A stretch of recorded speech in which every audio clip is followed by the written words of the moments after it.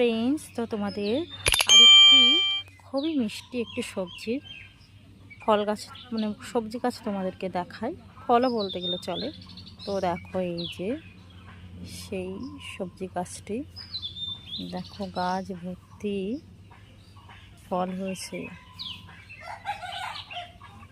এটাও কিন্তু স্বাস্থ্যের পক্ষে খুবই প্রয়োজন, খুবই খেতে ভালো লাগে।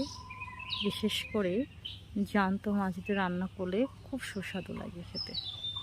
দেখেছ, এটু হচ্ছে আমাদের গাছ,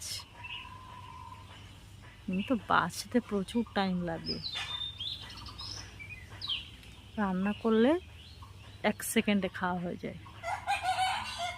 দেখেছ বন্ধুরা, গাছ ভর্তি হয়েছে। তোমরা সবাই জানো এটি কি গাছ? দেখো কেমন ফলন হয়েছে।